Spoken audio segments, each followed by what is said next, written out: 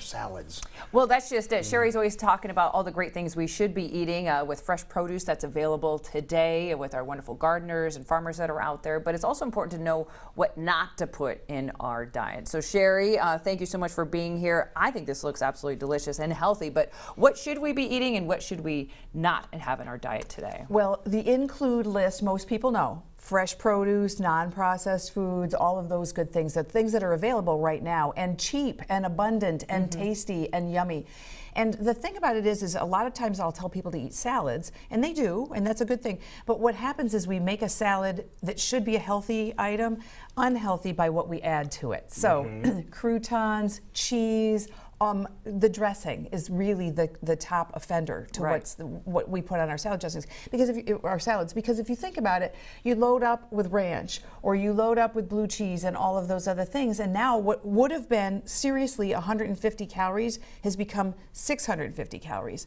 So I'm going to give you some options today. All right. Because of the blue cheese and the ranch, that's what makes it taste really good. I know, but I've got an answer. You know I always do. So the first thing is to start simple. So what I want to do is what I'm talking about specifically today is using oil-free dressings. Now notice I did not say fat-free. Right. Fat is important. Fat's a good thing. Fat gives us satiety. It's the stick to the ribsness, and it's also the thing that makes something taste good. Right. So I'm not taking away the fat. I'm taking away the oil. And here's why. The reason that I'm a little bit kind of down on oil is, if you think about it, first of all, it's not a whole food. It's extracted. It's olive oil. Let's take olive oil. Olive oil isn't just olives. It's the oil that's been extracted from it. So olive oil in and of itself, let's say a pound of olive oil is 4,500 calories. Okay, that's a lot. Here's the other thing about it. It has zero nutrition. There's no fiber. There's no vitamins, there's no minerals, there's no nothing except fat. So you say, well, what are our options? So what else can we do for fat? Well, one of the things that we can do is we could use cashews, for example, to make a salad dressing. So what I did today was make you a salad dressing that's got a cashew base. That's the source of the fat. The only other thing that's in there is seasonings, spices. Okay. So go ahead and taste that, and then I'm going to tell you why I wanted to start simple. But I changed my mind here, and okay. So taste the dressing here. Yeah, taste the dressing. And you've got a carrot stick. You can taste it just like off a spoon. It's really good off the spoon. But that's dressing. It's dressing. It's dressing. It has a ranch kind of a taste to it. It's got onion. It's got garlic. It's got a bite. Like I put some lemon juice in there. It's delicious. It's fabulous, and it's oil free. Now, why am I saying go oil free? 4,500 calories in a pound of olive oil. A pound of cashews is more like 2,500. So already I've cut your calorie content almost in half. That right there is a good reason. The cashews have fiber. The cashews have vitamins and minerals, unlike the oil. So right there is a reason for the swap. Let's talk serving size, because I think that's where we really get into trouble too. When our serving size maybe should only be like this, but we dump a whole bottle on there. What would you say for a serving size? I would put a couple of tablespoons on there. Here's the thing. On each slice, like this. What you talking about? Not on each slice, not quite. I made this really, really thick, and part of the reason I did it was because I don't want it dripping all over the set. But the other reason is that I like that. I love it when it sticks to the leaves and so forth. It's not falling off. Correct. So two things that you could do. One is toss it on your salad. If you just blop it on the top, you're going to need more, because then you eat a whole bunch of it. So if you incorporate it into the salad. The other thing you could do is thin it slightly. Thin it with just a little bit of water. I was going to say, what do you use? Water. Water. It goes farther. If you want it tartar or tangier, you can thin it with lemon juice or lime juice, or you can thin it with, if you want it sweeter, thin it with apple juice. So just be thinking about that. It's more than just enhancing the flavor of the dressing. It's part of the salad. It's part of what you're consuming. Yeah, and another easy trick for this, we learned recently, if you want to get the salad dressing spread all over your salad in a Tupperware container, you put it in there and shake it up a little bit, and it spreads it evenly. Exactly. It's a beautiful way to do it. So other things that you can use as a salad base would be something like tahini, which is sesame seed nut butter, basically. You can use a nut butter. I usually use tahini when I make salad dressings, because a nut butter has its own flavor. Peanuts have a definite peanut taste. Right. Walnuts taste like walnuts. Tahini is a less familiar taste to most of us. Because it's slightly bitter, we can dress it up with garlic and ginger and those kinds of things, and it makes a really beautiful dressing. Tahini is about 2,500 calories in a pound. Okay. One other option for fat. Avocado. Avocado, again, we're talking whole foods. I want you to have fiber, I want you to have vitamins and minerals. A pound of avocado is about 800 calories a pound. So we're even decreasing more. Exactly. So you can see where I'm going with this. So that just those handy little swaps, I've cut your calories, I've increased your nutrition, and if we wanted to sidestep fat altogether, we can also do that. So I made you just a little caprese salad, which is very popular this time of year, and I did a little mini one. I used the grape tomatoes just so it would look pretty on the plate. All I've garnished it with is a little bit of basil, and I've enhanced it with some balsamic vinegar. It doesn't require fat because the acid gives the tongue the flavor dance that it's looking for. It tastes good. The tomatoes shine through.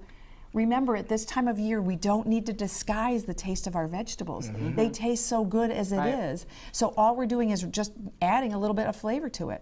And that's so simple, too. It's so simple. All I did was slice the tomatoes, slice some basil, and then dash a little bit of balsamic on it. And then if we did a big plate of that, that's just a beautiful lunch. And have some crackers if you want something a little denser. Or I use zucchini, use those as crackers. And with the vinegar, too, we've learned about the different flavors of vinegar, too. Yes, and this is a traditional balsamic, but you could use something like a garlic balsamic, or you could use a berry flavored. If you wanted sweet, you could do fig. Any of those kinds of things. What I do is I taste how acidic is the tomato. This is not a particularly acidic tomato, right. So I used a more acidic balsamic to give that whole flavor pop. That's really good. Yeah, it's good. really easy. And remember, it doesn't have to be oily. It doesn't have to, your dressing. And one other thing, you can take your dressing to the restaurant with you if you want to do that, because people eat out a lot right now. Right. Nobody's going to be offended if you have a little thing of dressing in your purse or in your pocket, and then you bring it out and then you just put it back, and nobody knows that you just saved yourself hundreds of calories. And that way you can control what's going in your mouth. How long would this last? If people are making their own dressing, how long can that be stored? Seal it in an airtight glass container. It'll last about 5 or 7 days. Okay.